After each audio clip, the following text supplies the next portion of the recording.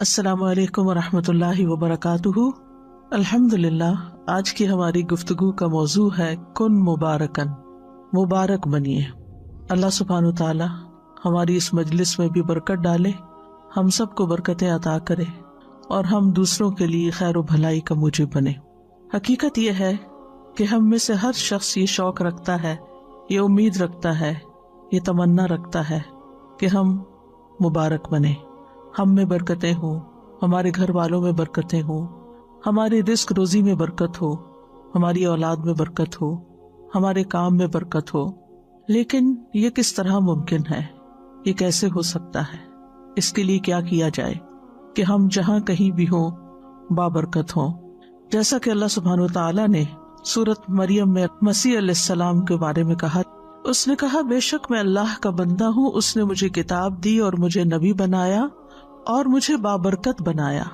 جہاں بھی میں ہوں، جہاں بھی ہوں، گھر میں ہوں، گھر کے باہر ہوں، بابرکت ہوں، اور مجھے نماز اور زکوٰۃ کی وصیت کی جب تک میں زندہ رہوں۔ تو اللہ تعالیٰ ہمیں بھی جہاں بھی ہم ہوں ہمیں بابرکت بنا دے۔ ہمیں کوشش کرنی چاہیے کہ ہماری ذات، ہماری اپنی ذات کے لیے بابرکت ہو، ہم خود اپنے لیے بابرکت ہوں، برکتیں سمیٹنے والے ہوں، اپنے اہل و عیال کے لیے بابرکت بن جائیں، اپنے بہن بھائیوں کے لیے بابرکت بن جائیں، اپنے پڑوسیوں کے لیے اور اپنے دوستوں کے لیے برکت والے بن جائیں، اپنی اولاد کے لیے، اپنے گھر والوں کے لیے بابرکت بن جائیں، تمام مسلمانوں کے لیے بابرکت بن جائیں، اور ہم جہاں بھی جائیں بابرکت ہی ہوں۔ جس جگہ ٹھہریں، جس جگہ رہائش اختیار کریں، ہم سب لوگوں کے لیے خیر اور بھلائی کا باعث ہوں۔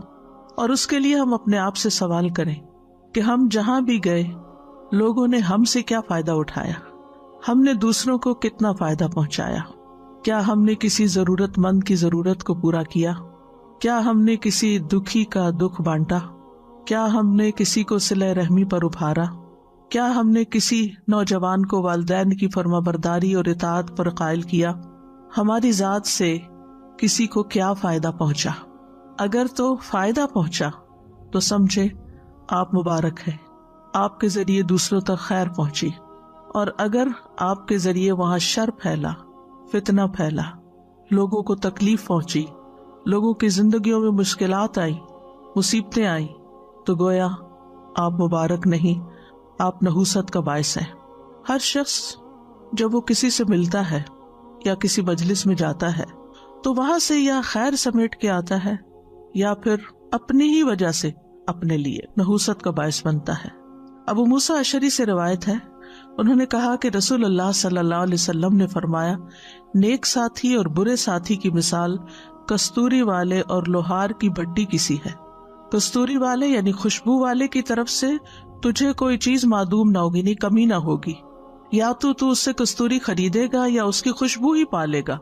اس کے برعکس لوہار کی بھٹی تیرا بدن یا تیرا کپڑا جلا دے گی، یا اس سے تو بدبودار ہو کر آئے گا، یعنی اس کا دھواں تجھے پہنچے گا۔ تو جہاں تک خوشبو لینے والے کا تعلق ہے یا جس سے خوشبو ملی آپ کو، تو وہ بابرکت ہے، مبارک ہے، اور جو بھٹی پھونکنے والا ہے تو وہ نحوست والا ہے، یعنی اس سے لوگوں کو دھواں ہی پہنچتا ہے اور اس سے لوگوں کو تکلیف ہی پہنچتی ہے۔ تو ہمیں یہ دیکھنا چاہیے کہ ہم بھٹی جھونکنے والے ہیں، فتنے کی آگ بھڑکانے والے ہیں، لوگوں کو بدمزہ کرنے والے ہیں، لوگوں کو ہرٹ کرنے والے ہیں، یا انہیں کوئی خیر پہنچانے والے ہیں۔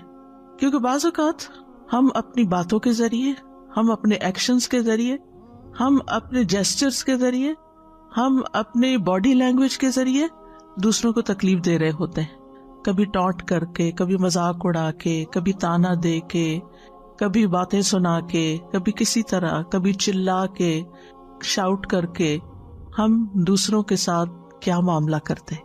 جس محفل میں ہم ہوتے ہیں وہاں خوشبو پھیلتی ہے یا وہاں ہماری وجہ سے کوئی فتنہ پھیلتا ہے۔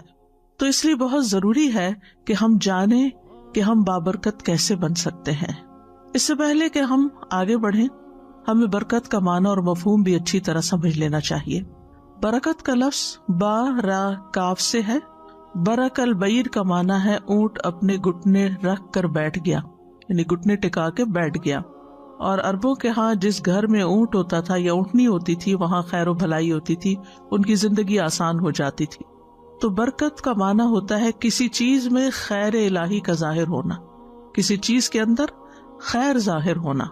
اور مبارک وہ چیز ہوتی ہے جس میں خیر و برکت پائی جاتی ہے، جس کے اندر خیر ہوتی ہے. مبارک کیا چیز ہے؟ جس کے اندر خیر ہوتی ہے. اور برکت کا لفظی معنی ہوتا ہے بڑھنا اور زیادہ ہونا، بھلائی کا ثابت ہونا اور ہمیشہ قائم رہنا. یعنی یہ نہیں کہ ٹیمپرریلی وقتی طور پر کسی کے ساتھ مسکرا کے ملے اور اوپر سے کچھ خوش آمد کر دی اور ہم سمجھے کہ ہم بابرکت ہو گئے. نہیں، یہ اندر سے پھوٹتی، اس کی جڑیں اندر ہوتی، دل کے اندر ہوتی، گہرائی میں ہوتی. جب آپ کے دل کے اندر دوسروں کے لیے، تمام انسانوں کے لیے خیر و بھلائی ہوتی ہے تو پھر آپ کی وہ سیکنڈ نیچر بن جاتی ہے. آپ جس سے بھی ملتے ہیں، جس کے ساتھ بھی معاملہ کرتے ہیں، چاہے وہ کسی شاپ میں ہو، چاہے وہ کسی اوبر میں جا رہے ہوں، ٹیکسی ڈرائیور ہو، کوئی بھی ہو، کوئی انسان جان پہچان کا یا نہیں جان پہچان کا. اور آپ نے دیکھو گے کہ دونوں طرح کے لوگ ہوتے ہیں. کچھ لوگ ہوتے ہیں جس کے ساتھ معاملہ کرے اچھا ہی کرتے ہیں، اور کچھ لوگ ہوتے ہیں کہ جب وہ کسی کے ساتھ بھی معاملہ کرے تو لڑائی جھگڑے فتنے فساد کا ہی کرتے. کچھ سن کے آتے، کچھ سنا کے آتے، کچھ وہاں فساد پھیلا کے آتے پھر وہاں سے نکل جاتے، پھر کہیں اور پہنچ جاتے پھر وہاں فساد پھیلاتے، پھر کہیں اور، یعنی جہاں جاتے فساد ساتھ لے کے جاتے ہیں. اور کچھ لوگ ہوتے ہیں جہاں جاتے اصلاح ساتھ لے کے جاتے ہیں. وہ وہاں کے روٹھے ہوئے ٹوٹے ہوئے لوگوں کو باہم جوڑ دیتے ہیں، ان کے اندر باہم محبتیں پیدا کر دیتے ہیں. تو یہ خیر میں اضافہ کرنے کے معنوں میں بھی آتا ہے، اور پھر اس کا قائم رہنا. یہ نہیں کوئی وقتی طور پر کسی چیز سے متاثر ہوا اور وہ ہوئی اور اس کے بعد ختم ہو گئی. اور یہ بھی یاد رکھیے کہ برکت کا تعلق صرف مال سے نہیں ہوتا. عام طور پر ہم برکت کس معنی میں لیتے ہیں؟ مال میں، یعنی یہ چیز بہت بابرکت ہے. برکت وقت میں بھی ہوتی ہے، عمر میں ہوتی ہے، اولاد میں بھی برکت ہوتی ہے، ازواج میں بھی ہوتی ہے. بیوی یا شوہر ایک دوسرے کے لیے بابرکت ہوتے ہیں. اور پھر جسم کے اندر کیا ہوتی ہے کہ اللہ تعالیٰ جسم کو صحت مند اور عافیت کے ساتھ رکھے. اولاد کی برکت کیا ہے کہ اولاد کو اللہ تعالیٰ نیک بنائے. بیوی کی یا شوہر کی برکت کیا ہے کہ ان سے ہماری آنکھیں ٹھنڈی ہوں، ان سے ہمیں خوشی حاصل ہو، ان سے ہمیں سکون ملے. اپنی ذات کے اندر برکت کیا ہے کہ ہمارے دلوں کے اندر ایک اطمینان ہو، ایک راحت ہو، ایک سکینت ہو. اللہ تعالیٰ کی طرف سے برکت یہ ہے کہ اللہ تعالیٰ ہماری بیزاری اور ہماری ٹینشن اور ہماری انگزائٹی کو ختم کر دے. اسی طرح جسم کو آفات اور تکلیفوں اور بیماریوں سے دور کر دے. یہ ساری کی ساری برکتیں ہی ہوتی ہیں. اور عمر کی برکت کیا ہے کہ انسان اپنی زندگی میں بہت سے نیکی کے کام کر جائے اور بہت لوگوں کو فائدہ پہنچا جائے. اور وقت کی برکت کیا ہے کہ انسان تھوڑے وقت میں بھی بہت سا خیر کا کام کر لے، بہت سی نیکی کے کام کر لے، اس کا وقت اور زندگی ضائع ہونے سے بچ جائے. پھر اسی طرح کچھ جگہ بابرکت ہوتی ہیں، جیسے بیت اللہ، حرم شریف، مدینہ، مسجد نبوی.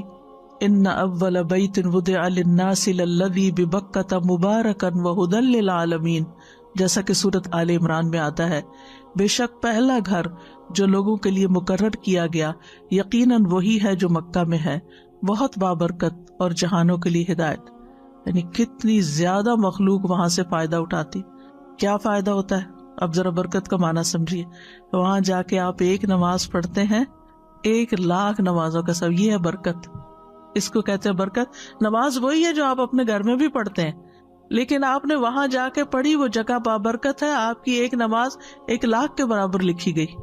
یہ ایسے ہی ہے کہ آپ کہیں بزنس کرتے ہیں تو آپ کو 1% پروفٹ ہوتا ہے، اور کہیں کرتے ہیں تو آپ کو 100,000% پروفٹ ہو جائے، تو وہ بزنس آپ کے لیے بہت بابرکت ہوا جس میں آپ کا پروفٹ بڑھ گیا.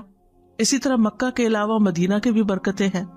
رسول اللہ صلی اللہ علیہ وسلم نے دعا کی تھی، اے اللہ، تیرے خلیل اور تیرے بندے اور تیرے نبی ابراہیم علیہ السلام نے تجھ سے اہل مکہ کے لیے دعا مانگی تھی، اور میں محمد جو کہ تیرا بندہ، تیرا نبی اور تیرا رسول ہے، میں تجھ سے اہل مدینہ کے لیے اسی طرح دعا مانگ رہا ہوں جیسی ابراہیم علیہ السلام نے اہل مکہ کے لیے مانگی.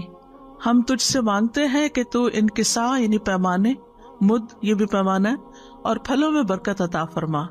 اے اللہ، ہماری نظروں میں مدینہ کو بھی اسی طرح محبوب بنا دے جیسے مکہ مکرمہ کی محبت ہمیں عطا فرمائی، اور یہاں کی وباؤں کو خم کی طرف منتقل کر دے اے اللہ میں مدینہ کے دونوں کناروں کے درمیان کی جگہ کو حرم قرار دیتا ہوں، جیسے تو نے ابراہیم علیہ السلام کی زبانی مکہ مکرمہ کو حرم قرار دیا۔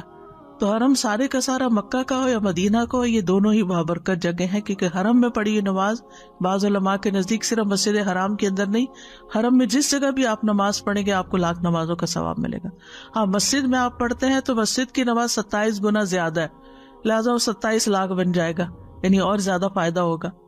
لیکن اگر آپ مسجد کے باہر پڑھتے ہیں تب بھی نمازوں کا اجر و ثواب زیادہ ہے۔ اسی طرح وہاں کے صدقہ خیرات کا ثواب، وہاں کے ذکر اذکار کا، طواف، نیکیوں کا موقع، یہ آپ کو دنیا میں اور کس جگہ مل سکتا ہے، کسی اور جگہ یہ برکتیں نہیں ہیں۔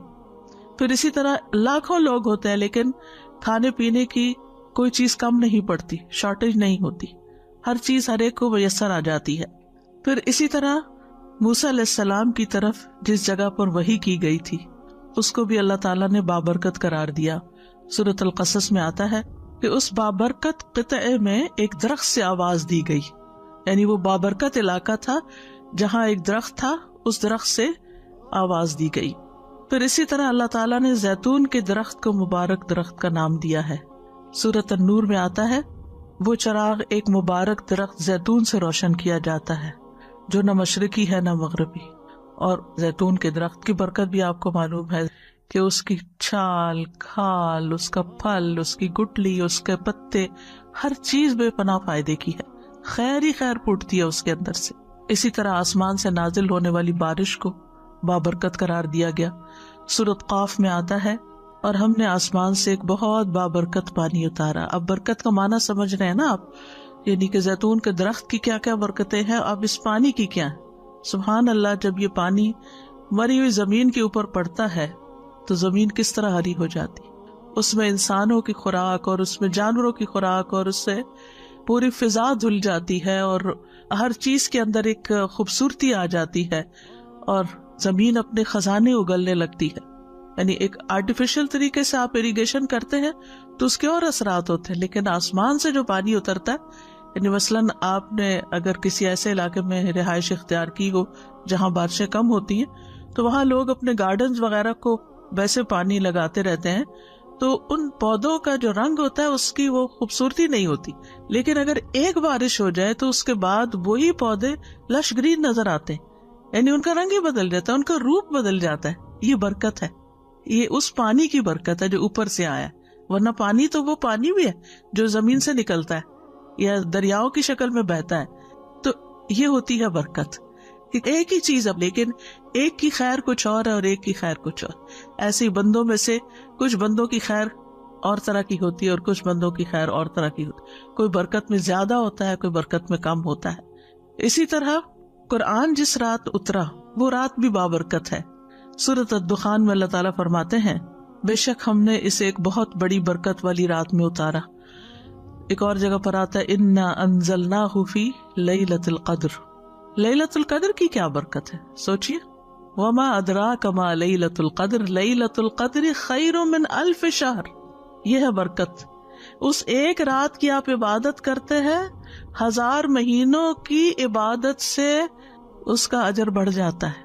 یعنی اگر 1000 مہینے آپ عبادت کرتے رہے، اور کون کر سکتا ہے 1000 مہینے 80+ کچھ ایئرز بنتے ہیں، 80+ ایئرز تو زندگی بھی نہیں ہوتی ہماری، بہت کم لوگ، کیونکہ نبی صلی اللہ علیہ وسلم کی امت کی عمریں جو ہے 60 اور 70 کے بیچ میں ہیں جو ایوریج ہے، اور بہت کم لوگ 70 سے اوپر جاتے ہیں، تو 80 سے اوپر تو بہت ہی کم، اور اگر جائیں بھی تو اپنا بھی ہوش نہیں رہتا کیا عبادت کرنی، عبادت کس طرح کی ہوگی۔ لیکن اگر کسی کو وہ ایک رات نصیب ہو جاتی، ایک رات، تو وہ اتنا بڑا اجر کما لیتا، اور جس کو ہر سال وہ نصیب ہو وہ کتنا بڑا خوش قسمت ہوگا۔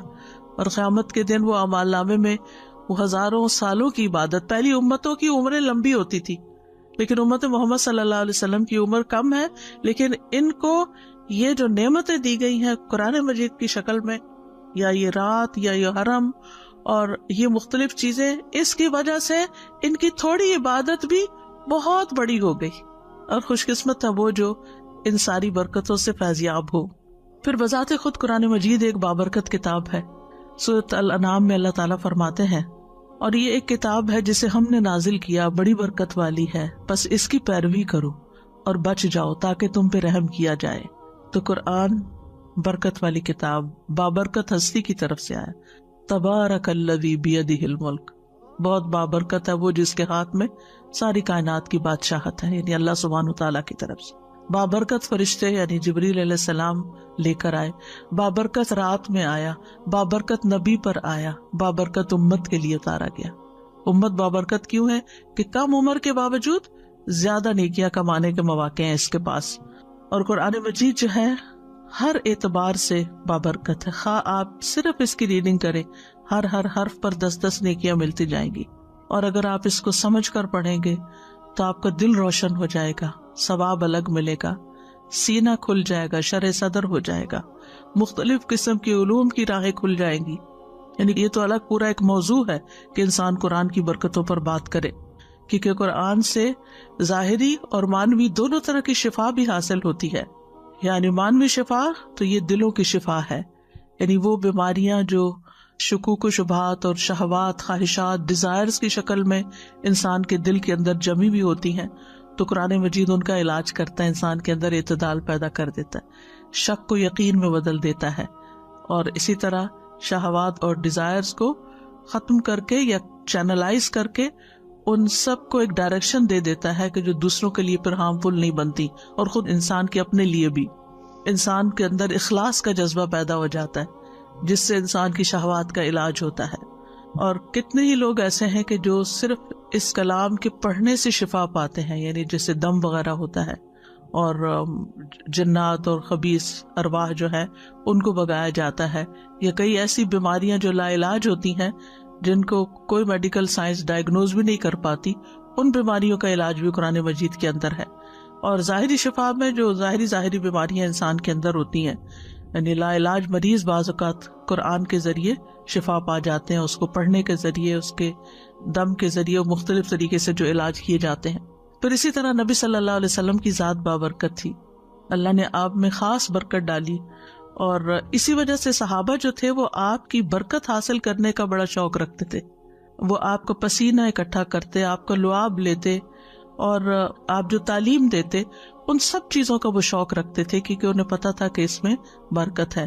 اور اس میں ہم نبی صلی اللہ علیہ وسلم کے جب معجزات پڑھتے ہیں سیرت کی کتابوں میں، تو اس میں آپ دیکھیں کہ حدیبیہ کے موقع پر ہی 1400 لوگوں کے لیے جو پانی کی کمی ہوئی، تو کس طرح آپ نے اپنا لعاب ڈال کے پانی کے اندر، تو سب لوگ سیراب ہو گئے. تفصیلات آپ کو معلوم ہیں. پھر اسی طرح آپ نے اپنا ہاتھ پانی کے اندر رکھا تو یوں لگ رہا تھا جیسے انگلیوں کے اندر سے پانی نکل رہا ہے، اس پانی کی کمی پوری ہو گئی. پھر اسی طرح یہ ہے کہ مسلمان بھی جو واقعی مسلمان ہو وہ بابرکت ہوتا ہے. یعنی جس انسان کی نیت اچھی ہو، جس کے اندر تقویٰ ہو، جس کے اندر اخلاص ہو، جو اپنا تزکیہ کرنے کی فکر میں رہتا ہو، جس کے اندر تکبر نہ ہو، غرور نہ ہو، حسد نہ ہو، بری بیماریاں نہ ہو، تو وہ انسان بھی بابرکت ہوتا ہے. عبداللہ بن عمر کہتے ہیں ایک مرتبہ ہم نبی صلی اللہ علیہ وسلم کی خدمت میں موجود تھے، آپ کے پاس کھجور کا گودا لایا گیا.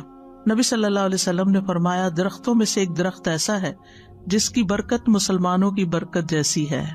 میں نے خیال کیا کہ آپ کا اشارہ کھجور کے درخت کی طرف ہے. میں نے سوچا کہہ دوں اے اللہ کے رسول یہ کھجور کا درخت ہے صلی اللہ علیہ وسلم.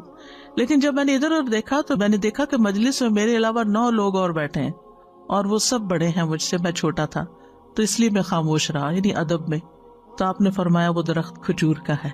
سورۃ قاف میں اس کھجور کے درخت کے بارے میں آتا ہے، وَالنَّخْلَ بَاسِقَاتٍ لَهَا طَلْعٌ نَضِيدٌ، اور کھجور کے درخت لمبے لمبے جن کے تہ بتہ خوشے ہیں، یعنی دیکھنے میں بھی بہت ایلیگنٹ ہے، بہت خوبصورت ہے.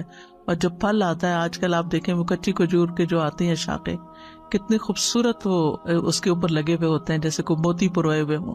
اور قرآن مجید میں بھی سورۃ ابراہیم میں اس درخت کے بارے میں آتا ہے، مثل کلمۃ طیبۃ کشجرۃ طیبۃ اصلها ثابت وفرعها فی السماء تؤتی اکلها کل حین باذن ربها ویضرب اللہ الامثال للناس لعلہم یتذکرون. پاکیزہ کلمے کی مثال، یعنی جب ایک مومن پڑھتا ہے تو اس کی مثال ایک پاکیزہ درخت کی طرح ہے جس کی جڑ مضبوط ہے، جس کی چوٹی آسمان میں ہے. وہ اپنا پھل اپنے رب کے حکم سے ہر وقت دیتا ہے، اور اللہ لوگوں کے لیے مثالیں بیان کرتا ہے تاکہ وہ نصیحت حاصل کریں.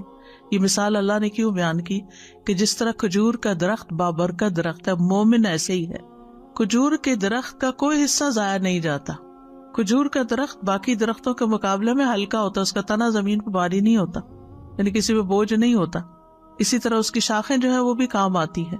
پھر اسی طرح اس کے پھل جو ہیں، اس کی جڑیں جو ہیں، ہر جز میں حتیٰ کہ گٹلیاں، سب چیزوں کے اندر افادیت ہے. یعنی کھجور کے پھوٹنے سے لے کر خشک چواروں تک ہر شیپ میں، ہر سٹیج پر اس سے فائدہ اٹھایا جا سکتا ہے.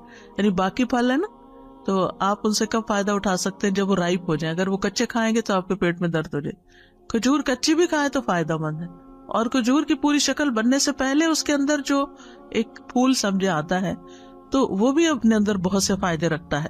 پھر اسی طرح گٹلیاں جیسے اونٹوں کو چارے کے طور پہ کھلائی جاتی ہیں، اور اجوا کی گٹلیاں جو ہے اس میں تو علاج بتایا جاتا ہے دل کی تکلیفوں کا، جیسے نبی صلی اللہ علیہ وسلم نے خود ریکمینڈ کیا.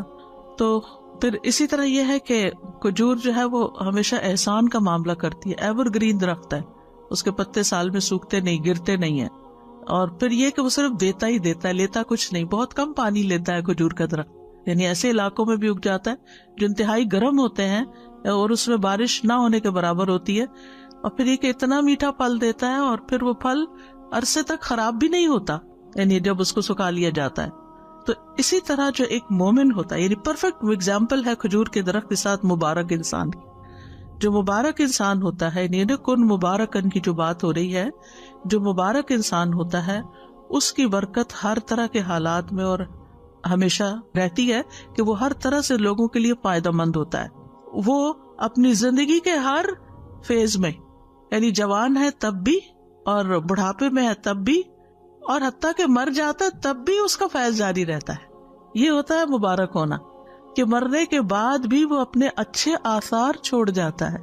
جسے سورۃ یاسین میں آتا ہے نا، انا نحن نحیی الموتى ونکتب ما قدموا وآثارهم. تو وہ ما قدموا جو انہوں نے آگے بھیجا وہ بھی، اور جو ان کے پیچھے رہتا مرنے کے بعد، چاہے وہ اچھی یادیں ہیں، چاہے وہ اچھی کتابیں ہیں جو لکھ گئے، یا وہ اچھا علم ہے جو پھیلا گئے، یا لوگوں کو خیر پہنچا گئے، کوئی کنواں کھدوا گئے، کوئی مسجد بنوا گئے، کوئی اسکول بنوا گئے، کوئی سڑکیں بنوا گئے، کوئی خیر کے کام کر گئے. ان سے لوگ جو ہے وہ فائدہ اٹھاتے جا رہے ہیں، انسان بھی، جانور بھی، حیوان بھی، پرند چرند.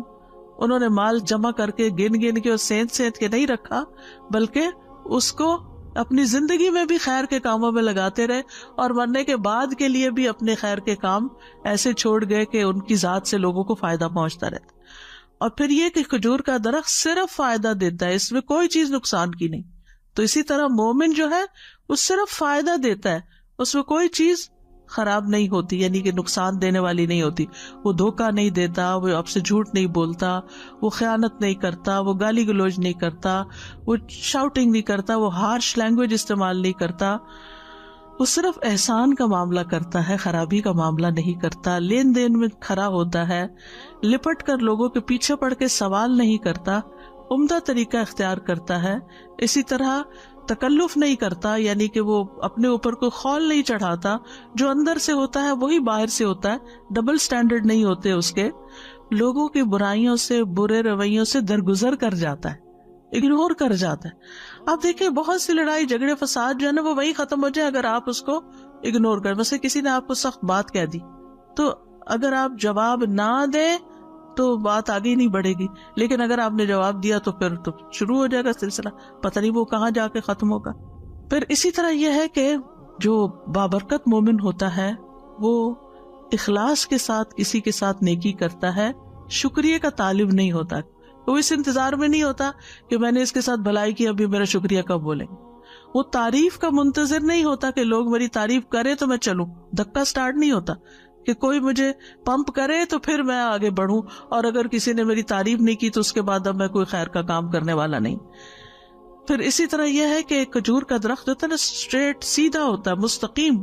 تو جو بابرکت مومن ہوتا ہے وہ بھی اسی طرح ہوتا ہے، اسٹریٹ فارورڈ بھی ہوتا ہے، اور پھر استقامت بھی ہوتی ہے اس کے اندر قوت اور مضبوطی ہوتی ہے. ہوائیں اور چکر طوفان اس کو گرا نہیں پاتے، آندھیاں اس کو نقصان نہیں دیتی.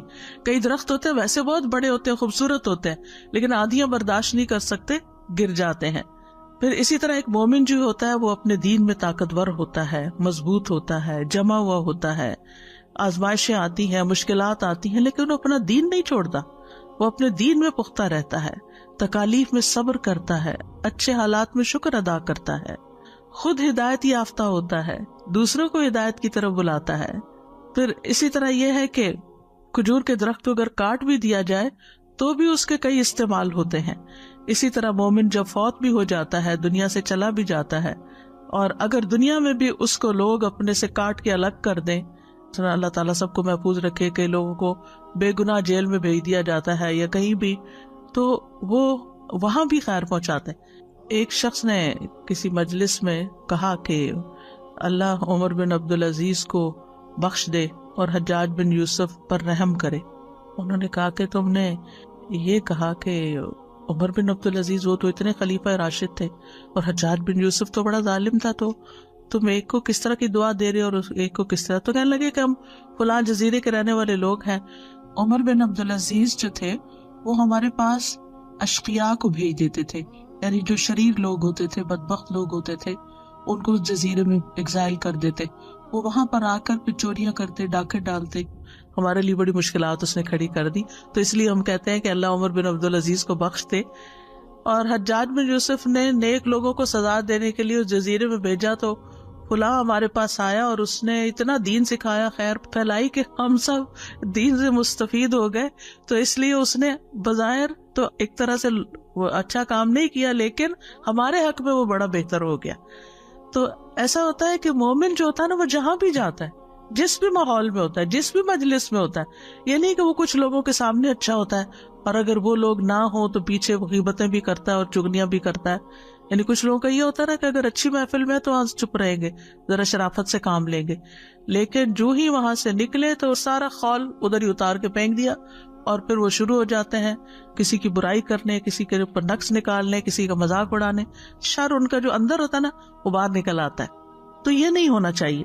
تو اس میں یہ ہے کہ جو مومن ہوتا ہے نا، وہ جہاں بھی جاتا ہے، مبارک شخص وہ ہوتا ہے جو جہاں جاتا ہے خیر لے کے جاتا ہے. وہ وہاں کسی نہ کسی کو کوئی نہ کوئی فائدہ پہنچا کے آتا ہے. کسی کو تسلی دے گا، کسی کا کوئی کام کر دے گا، کسی کی کوئی خدمت کر دے گا، کسی کو کوئی اچھی بات بتا دے گا.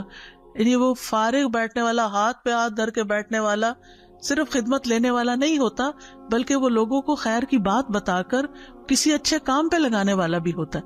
اس میں ضروری نہیں ہوتا کہ آپ صرف ایک معلم ہی ہو، ایک ٹیچر ہو یا ایک عالم ہو تو تبھی مبارک ہوں گے کہ آپ دوسروں کو تعلیم دے کے کریں گے. جو اسکل اللہ نے آپ کو دی ہے، مثلاً آپ اچھا کھانا پکانا جانتی ہیں، آپ بچوں کی تربیت کی ماہر ہیں، آپ لوگوں کی کاؤنسلنگ اچھی کر سکتی، یعنی اپنے آپ کو پہچانیے کہ کون سا ہنر ہے میرے پاس اور میں کسی بھی مجلس میں بیٹھ کر لوگوں کے ساتھ کیا شیئر کر رہی ہوں. کیا غیبتیں شیئر کر رہی ہوں یا زندگی گزارنے کے اچھے طریقے شیئر کر رہی ہوں. یعنی ہر ایج کے لوگ ہوتے ہیں نا، بعضوں کا دعوت ہوتی ہے، کہیں سب جمع ہے، کوئی شادی کا موقع ہے یا گھر میں کسی نے اب کوئی ایسا انتظام کیا ہوا ہے، اب ہر طرح کے لوگ آئے ہوئے ہیں، بیٹھے ہیں. آپ نے دیکھا ہوگا کہ کچھ لوگ اٹھیں گے ہر وقت، یعنی خدمت ہی کرتے رہیں گے، کسی کو پانی لا کے دے رہے ہیں، کسی کے بچے کو اٹھا رہے ہیں، کسی کے ساتھ کوئی بھلائی کر رہے ہیں. یعنی آپ ان کو بیٹھا نہیں دیکھیں گے، وہ کچھ نہ کچھ، اور کچھ نہیں تو چیزیں ادھر ادھر جو پھینکی ہوئی ہوں گی وہ اٹھا کے صفائی کرنا شروع کر دیں گے، گھر والوں کی مدد کرنے لگیں گے، کچن میں لگ جائیں گے، سرونگ میں لگ جائیں گے، یعنی کچھ نہ کچھ کر رہے ہوں گے. اچھا، کچھ ایسے بزرگ ہوتے ہیں کہ جو یہ سارے کام نہیں کر سکتے، تو ان کی خیر کیا ہو سکتی ہے کہ وہ جس کے ساتھ بیٹھے ہوں گے اس کو کوئی اچھی خیر کی بات بتا رہے ہوں گے. تو ہر شخص اپنے اپنے اعتبار سے وہ یعنی کہ زندگی کے کس سٹیج پر ہے، علم کے کس مرتبے پر ہے، جسمانی قوت کی کس سٹیج پر ہے، اور وہ دوسروں کو کیا دے رہا ہے، کیا فائدہ پہنچا رہا ہے. تو اس لیے مبارک بنیے، یعنی خیر پہنچائیے. یعنی کسی مسلمان میں برکت ہونے سے مراد اس سے خیر کثیر کا حاصل ہونا ہے. مبارک بنیے یعنی دوسروں کو خیر پہنچانے والے بنیے، دوسروں کا فائدہ کرنے والے بنیے. ام المومنین حضرت جویریہ کی شادی جب رسول اللہ صلی اللہ علیہ وسلم سے ہوئی تو ان کے اس بنا پر کہ نبی صلی اللہ علیہ وسلم نے ان سے شادی کر لی، اور انہوں نے کہا کہ اب جو ان کا قبیلہ ہے وہ نبی صلی اللہ علیہ وسلم کے سسرال بن گئے ہیں، لہٰذا انہوں نے جو لوگ پکڑے ہوئے تھے غزوہ بنو المصطلق وہ سب آزاد کر دیے، تو اس لیے کسی نے کہا اس سے عظیم برکت والی عورت میرے علم میں نہیں کہ جس کی وجہ سے اس کے قبیلے کے لوگوں کو اتنا فائدہ پہنچا کہ اتنے لوگوں کو آزادی مل گئی. ہم سوچیں ہماری وجہ سے لوگوں کی زندگیوں میں کیا خیر آئی, کتنے لوگوں کو کسی کو آزادی ملی ہو, کوئی ہم نے قیدی چھڑائے ہو, کوئی ہم نے لوگوں کے پانی پینے کا انتظام کیا ہو, کسی علاقے کی سرابی کا انتظام کر دیا. ہم نے کیا کیا؟ ہم سے کیا خیر پہنچی لوگوں کو؟ یا ہم صرف ہر وقت اپنا ہی رونا روتے رہتے ہیں؟ کیونکہ کچھ لوگ ہوتے ہیں جو ہر وقت یہی سوچتے رہتے ہیں اچھا اب دوسروں کے لیے اور کیا کریں, اور کیا نیکی کا کام کریں. اور نیکی سے مراد ان کی صرف ذاتی عبادت نہیں ہوتی, وہ نیکی کے کام یہ بھی سمجھتے ہیں کہ اچھا اب اور کس طریقے سے لوگوں کی زندگی میں خیر, خوشی, بھلائی, آرام, راحت لایا جائے. راحت جسمانی بھی ہوتی ہے, راحت قلبی بھی ہوتی ہے, راحت ذہنی بھی ہوتی ہے. جب آپ کسی کو علم دیتے ہیں تو ذہنی راحت پہنچا رہے ہوتے ہیں, کیونکہ اس کے مسائل حل ہو رہے ہوتے ہیں, گتھیاں کھل رہی ہوتی ہیں, تو اس کا دماغ روشن ہو رہا ہوتا ہے, تو اس کو خیر پہنچ رہی ہوتی ہے آپ کی طرف سے. اور اسی طرح کچھ راحت قلبی بھی ہوتی ہے جب آپ اللہ کا ذکر کرتے ہیں, اللہ کی کتاب میں سے کچھ پڑھتے پڑھاتے ہیں, تو آپ لوگوں کو قلبی راحت پہنچا رہے ہوتے ہیں, یا ان کی کوئی پریشانی یا مسئلہ سن کے اس کا کوئی حل نکالتے ہیں. اور یہ کام ضروری نہیں کہ گھر سے باہر جا کے کیا جائے, اب تو گھر کے اندر بھی بیٹھ کے آپ واٹس ایپ کے ذریعے, فون کے ذریعے, نیٹ کے ذریعے بہت کچھ کر سکتے ہیں. اور سب سے پہلے تو خود آپ اپنے گھر والوں کے لیے کر سکتے ہیں. مثلاً ایک ینگ لڑکی جس کے چھوٹے چھوٹے بچے ہوں, کہیں نہیں جا سکتی, لیکن آپ نے دیکھا ہوگا کہ گھر میں خود بچے کتنے مسئلے لے کر آتے ہیں. ایک بچہ اسکول سے آتا ہے روتا ہوا, وہ ایک مسئلہ لے کے آتا ہے, آپ اس کا مسئلہ حل کرتے ہیں, ابھی اس سے فارغ نہیں ہوتے تو دوسرا ایک اور مسئلہ اٹھا کے لے آتا ہے, تیسرا وہ وہاں لڑکے آ گیا, چوتھے نے کچھ اور گڑبڑ کر دی, کسی نے کچھ چیز گرا دی, کسی نے کچھ توڑ پھوڑ دیا. اب ان سارے مواقع پر, ان ساری سچویشنز پر آپ تحمل کے ساتھ آپ ان کی درستگی کرے جا رہے ہیں. جو چیز گری اس کو آرام سے اٹھا لیتے ہیں بغیر کچھ بولے, بغیر چلائے. جو ہونا تھا ہو گیا, جو ٹوٹنا تھا ٹوٹ گیا, اب آپ اس کو سمیٹ رہے ہیں. کچھ لوگ ہوتے ہیں وہ مسئلہ حل کرنے کے بجائے اس کو اور بڑھا دیتے. تو ایک بابرکت عورت جو گھر میں ہوتی ہے وہ گھر میں فتنہ فساد نہیں پھیلاتی, وہ گھر میں چیختی چلاتی نہیں, بلکہ ان سارے معاملات کو آسان طریقے سے حل کرتی ہے کہ وہ گھر ایک جنت کا نمونہ بن جاتا ہے. اور اس کے برعکس ایک دوسرا طریقہ یہ ہوتا ہے کہ بس ناک میں مکھی نہیں بیٹھنے دینی, ذرا سے کوئی بات ہوئی نہیں, آپے سے باہر ہو گئے اور بات کہاں سے کہاں تک پہنچا دی اور فساد ہی فساد پھیلا دیا. اور نتیجہ پھر کیا ہوتا ہے, وہ کوئی ادھر روٹ کے چلا گیا, اس نے کھانا نہیں کھایا, وہ بھوکا سو گیا, کوئی گھر سے جو ذرا بڑے بچے ہو گھر سے باہر نکل گئے, میاں جو ہے وہ آئے تو اور چلانے لگے, اور گھر ایک آفت اور مصیبت کا جہنم خانہ بنا ہوا ہے. تو اس لیے بہت ضروری ہے کہ ہم جہاں بھی ہوں, مختلف سچویشنز میں, وہاں بابرکت بنے, خیر پہنچانے والے بنے. اور اس میں سب سے پہلی چیز یہ ہے کہ یہ یاد رکھیں برکت اللہ کی طرف سے ہوتی ہے, برکت اللہ کی طرف سے ہوتی ہے. صحیح بخاری کی کتاب الاشربہ میں آتا ہے البرکۃ من اللہ. جب اس سے ملتی ہے تو پھر کیا کرنا چاہیے, کیا کرنا چاہیے؟ اس سے مانگنی چاہیے, اس سے تعلق رکھنا چاہیے, کیونکہ ہی از دا سورس آف برکہ. جب آپ کا کنیکشن اس سے جڑے گا تو آپ کو برکت ملے گی, تو آپ خیر والے بن جائیں گے. سورۃ ملک میں اللہ تعالیٰ فرماتے ہیں بہت بابرکت ہے وہ کہ تمام بادشاہی صرف اس کے ہاتھ میں ہے اور وہ ہر چیز پر پوری طرح قادر ہے. تبارک کا مطلب ہے کہ اللہ تعالیٰ بہت عظیم و بلند تر ہے. ایک ہوتا ہے لفظ برکہ, ایک ہوتا ہے مبارک, ایک ہوتا ہے تبارک. جو تبارک ہے نا یہ صرف اللہ کے لیے ہوتا ہے, ٹھیک ہے. مبارک نبی صلی اللہ علیہ وسلم بھی مبارک ہیں, کوئی اور مسلمان بھی مبارک ہو سکتا, لیکن تبارک کا لفظ قرآن مجید میں صرف اللہ تعالیٰ کے لیے آیا. یعنی بیدک الخیر انک علی کل شیء قدیر. ساری خیرات, سارے انعامات, سارے احسانات اللہ ہی کی طرف سے ہوتے ہیں. ہر خیر کا منبع اور سورس اللہ کی ذات ہے. اللہ کا تو نام بھی بابرکت ہے. قرآن مجید میں آتا ہے تبارک اسم ربک ذی الجلال والاکرام. اور صرف ایک نام نہیں کہ کوئی ایک نام, اللہ تعالیٰ کے تمام نام, اس کی ساری صفات بابرکت ہیں. یعنی اللہ کا نام جب کسی چیز کے ساتھ مل جاتا ہے تو اس میں برکت داخل ہو جاتی ہے. آپ کھانا کھا رہے ہیں بسم اللہ پڑھ کے کھا رہے ہیں, پکا رہے ہیں تو بسم اللہ پڑھ رہے ہیں, خرید رہے ہیں, دروازہ کھول رہے ہیں, بند کر رہے ہیں, گھر میں داخل ہوئے ہیں, ہر موقع پر اگر آپ اللہ کا نام لیتے ہیں, بسم اللہ کہتے ہیں, تو برکتیں ہو جاتی ہیں. تو اللہ سبحانہ و تعالیٰ کی ذات بھی بابرکت ہے, اللہ کے نام بھی بابرکت ہیں, اور اس کا اظہار کہاں ہوتا ہے؟ مخلوقات میں, کہ مخلوق پر جتنے بھی احسان ہیں وہ سارے کے سارے اللہ سبحانہ و تعالیٰ کی طرف سے ہیں. لہٰذا ہمیں اللہ تعالیٰ سے ہی برکت طلب کرنی چاہیے. نبی صلی اللہ علیہ وسلم دعا کیا کرتے تھے, وبارک لی فیما آتیت, دعائے قنوت میں آتا ہے وبارک لی فیما آتیت, یعنی لوگوں سے آپ کو برکت نہیں ملے گی. یہ یاد رکھیے, فرق یہاں یاد رکھنا ہے. ہم سمجھتے ہیں یہ انسان مبارک ہے تو اس سے برکت لے لو, نہیں, انسان مبارک ہے اس سے خیر ملے گی لیکن برکت اللہ دے گا, یہ یاد رکھیں. کیونکہ اگر یہ کوئی سوچے کہ اس قبر سے برکت حاصل ہو سکتی ہے یا اس انسان سے ہو سکتی ہے تو یہ شرک ہوتا ہے. برکت صرف اللہ سے ملتی ہے, انسان کو اللہ ہی سے طلب کرنا چاہیے. تو جیسے اللہ سبحانہ وتعالیٰ کی ذات بابرکت ہے, اس کی کتاب بابرکت ہے, اس کا رسول بابرکت ہے, اس کا گھر بابرکت ہے, کچھ زبان اور مکان یعنی کچھ اوقات جو ہم پیچھے ذکر کر چکے ہیں, کچھ مقام جن کو اللہ نے شرف بخشا ہے وہ بابرکت ہے. تو ہمیں برکت صرف اللہ سے طلب کرنی چاہیے, غیر اللہ سے برکت طلب نہیں کرنی چاہیے, یہ شرک ہو جاتا ہے. اگر ہم یہ سمجھے کہ فلاں شخص برکتیں بانٹتا ہے تو یہ درست نہیں ہوگا, یعنی کسی کے اقوال یا افعال یا اشخاص سے برکت نہیں ہوگی.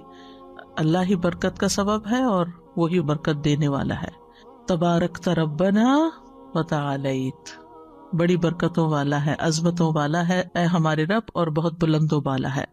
پھر اسی طرح یہ ہے کہ ساری خیر اللہ کے ہاتھ میں ہے. سورۃ آل عمران میں اللہ تعالیٰ فرماتے ہیں, کہہ دیجیے اے اللہ بادشاہی کے مالک, تو جسے چاہے بادشاہی دیتا ہے, جس سے چاہے چھین لیتا ہے, جسے چاہے عزت دیتا ہے, جسے چاہے ذلیل کرتا ہے. تیرے ہی ہاتھ میں ہر بھلائی ہے, ہر بھلائی, بے شک تو ہر چیز پر پوری طرح قادر, انکا علی کل شیء قدیر. اور ہم دیکھتے ہیں کہ اللہ سبحانہ وتعالیٰ نے انسان کی پیدائش سے بھی پہلے زمین پر برکتیں اتار دی تھی. سورۃ فصلت میں آتا ہے, قل اَإِنَّكُمْ لَتَكْفُرُونَ بِالَّذِي خَلَقَ الْأَرْضَ فِي يَوْمَيْنِ وَتَجْعَلُونَ لَهُ أَنْدَادًا ذَلِكَ رَبُّ الْعَالَمِينَ وَجَعَلَ فِيهَا رَوَاسِيَ مِنْ فَوْقِهَا وَبَارَكَ فِيهَا وَجَعَلَ فِيهَا رَوَاسِيَ مِنْ فَوْقِهَا وَبَارَكَ فِيهَا وَقَدَّرَ فِيهَا أَقْوَاتَهَا فِي 4 أَيَّامٍ سَوَاءً لِلسَّائِلِينَ.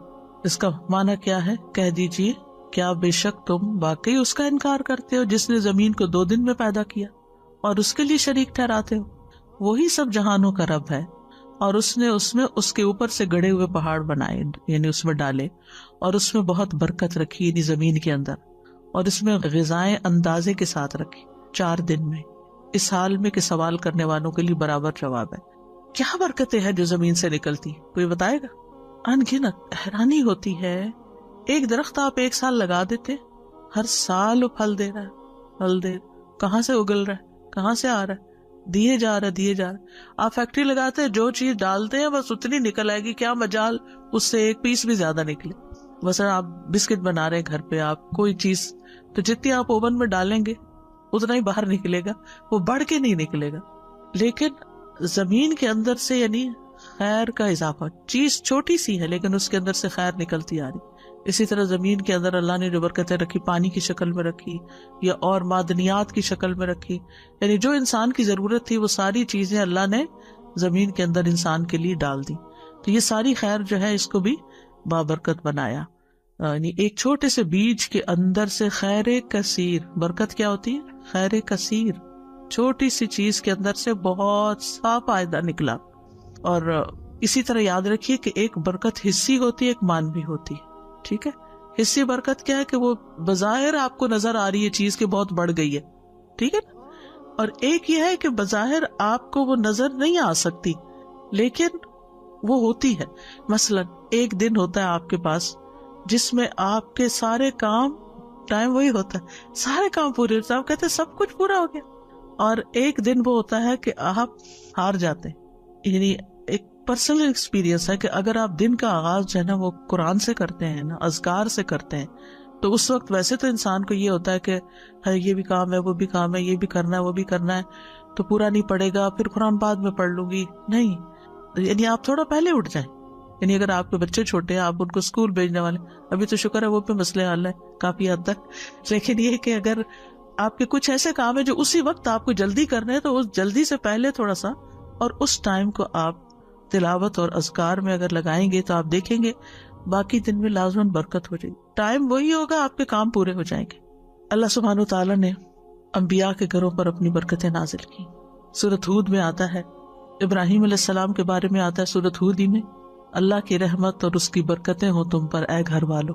نوح علیہ السلام جب اترے کشتی سے تو کہا گیا اے نوح اتر جا ہماری طرف سے عظیم سلامتی اور بہت سی برکتوں کے ساتھ۔ تھوڑے سے لوگ رہ گئے تھے، اب سوچئے چند لوگ تھے جو ان کے ساتھ کشتی پہ سوار، ہم سب ان کی اولاد ہے، کیسی برکت ہوئی پھر ان کی اولاد، یعنی وہ آدم ثانی اسی لیے ان کو کہا جاتا ہے نا، یعنی آدم علیہ السلام کی اولاد میں سے اس طوفان میں زیادہ تو ڈوب گئے تھے، مر گئے تھے، باقی تو تھوڑے سے بچے تھے، لیکن وہ برکتیں لے کے اترے تھے، پھر وہ پھیل گئے، یعنی بڑھنا اور زیادہ ہونا، بس یہ جو معنی ہے نا برکت کا، یہ ذہن میں رکھیے۔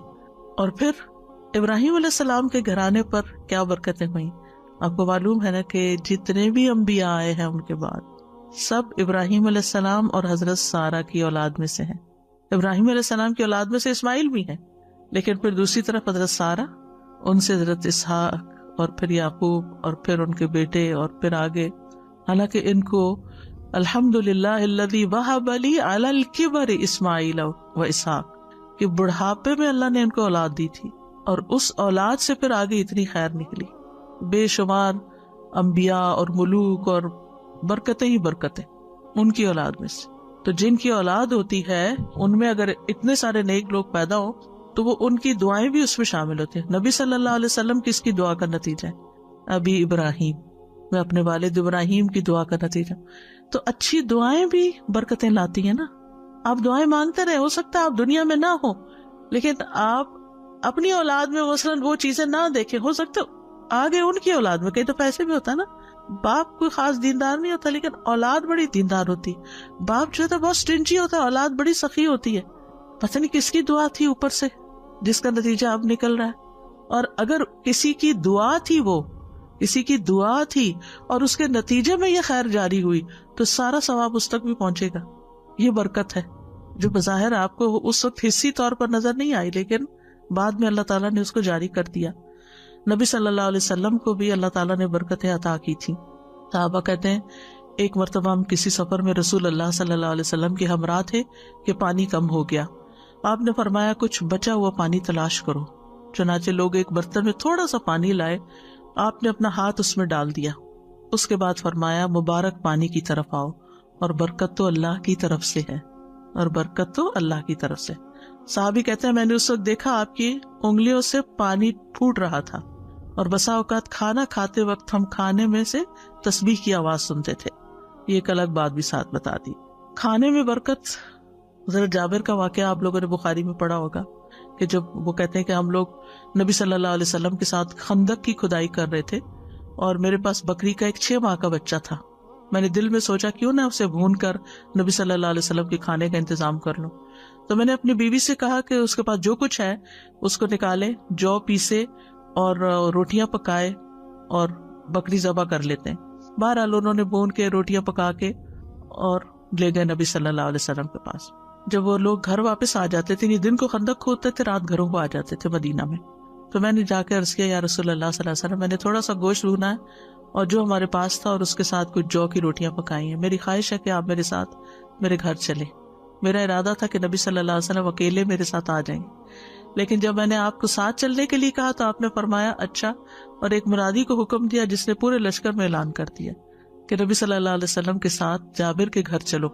میں نے اپنے دل میں انا للہ و انا الیہ راجعون پڑھا، اتنے میں نبی صلی اللہ علیہ وسلم سارے لوگ آ گئے اور آ کر بیٹھ گئے۔ ہم نے جو کچھ پکایا تھا وہ آپ کے سامنے لا کر رکھ دیا، جو کچھ پکایا تھا وہ آپ کے سامنے لا کر رکھ دیا۔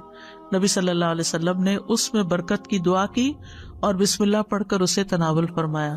لوگ آتے جاتے تھے اور کھاتے تھے، حتیٰ کہ تمام اہل خندق نے سیر ہو کے کھانا کھا لی۔ تو اب پورا لشکر تھا اور جو پکا ہوا تھا وہ چھوٹا سا بکری کا 6 ماہ کا بچہ، کتنا گوشت ہوگا اور کتنی روٹیاں ہوگی وہ، جس سے انہوں نے سب نے کھا لیا۔ یہ تھی برکت۔ اسی طرح حضرت انس کہتے ہیں، یہ بخاری کی روایت ہے، ابو طلحہ نے ام سلیم سے کہا میں نے رسول اللہ صلی اللہ علیہ وسلم کی آواز سنی تو آپ کی آواز میں بہت کمزوری معلوم ہوئی، میرا خیال ہے آپ بہت بھوکے ہیں، تمہارے پاس کچھ کھانا ہے؟ انہوں نے کہا جی ہاں۔ انہوں نے جو کی چند روٹیاں نکالی، اپنی اوڑھنی نکالی، روٹیاں اس میں لپیٹ کے میرے ہاتھ میں چھپا دی اور اوڑھنی کا دوسرا حصہ میرے جسم پہ باندھ دیا اور مجھے رسول اللہ صلی اللہ علیہ وسلم کی خدمت میں بھیجا۔ میں گیا تو آپ مسجد میں تھے، آپ کے ساتھ بہت سے صحابہ بھی تھے۔ میں آپ کے پاس کھڑا ہو گیا تو آپ نے فرمایا کیا ابو طلحہ نے بھیجا ہے؟ میں نے کہا جی ہاں۔ آپ نے فرمایا کیا کچھ کھانا دے کر؟ میں نے کہا جی ہاں۔ جو صحابہ آپ کے ساتھ اس وقت موجود تھے ان سب سے آپ نے فرمایا کہ اٹھو چلو۔ آپ تشریف لانے لگے اور میں آپ کے آگے آگے چل رہا تھا اور ابو طلحہ کے گھر پہنچ کر میں نے خبر دی۔ ابو طلحہ بولے ام سلیم رسول اللہ صلی اللہ علیہ وسلم بہت سے لوگوں کو ساتھ لائے ہیں، ہمارے پاس اتنا کھانا کہاں ہے کہ سب کو کھلایا جا سکے۔ ام سلیم نے کہا اللہ اور اس کے رسول زیادہ جانتے ہیں۔ ابو طلحہ آگے بڑھ کر رسول اللہ صلی اللہ علیہ وسلم سے ملے، اب وہ بھی آپ کے ساتھ چل رہے تھے۔ رسول اللہ صلی اللہ علیہ وسلم نے فرمایا اے ام سلیم تمہارے پاس جو کچھ ہے لے آؤ۔ ام سلیم نے وہی روٹی لا کر آپ کے سامنے رکھ دی۔ پھر رسول اللہ صلی اللہ علیہ وسلم کے حکم سے روٹیوں کا چورا کر دیا گیا۔ ام سلیم نے کپی نچوڑ کر اس پہ کچھ گھی ڈال دیا اور اس طرح سالن ہو گیا۔ پھر آپ نے اس پر دعا کی جو بھی اللہ نے چاہا۔ پھر فرمایا 10 آدمیوں کو بلا لو، انہوں نے ایسے ہی کیا، سب نے پیٹ بھر کے کھایا۔ پھر جو وہ باہر گئے 10 اور آئے، 10 اور اس طرح جو آنے والے لوگ تھے 70 یا 80 تھے، ان سب نے یہ کھانا کھایا۔ یہ تھی برکت۔ اللہ سبحانہ وتعالیٰ ہمارے اس علم میں برکت ڈالے اور ہم سب کو واقعی بابرکت بنا دے۔ وآخر دعوانا ان الحمد للہ رب العالمین۔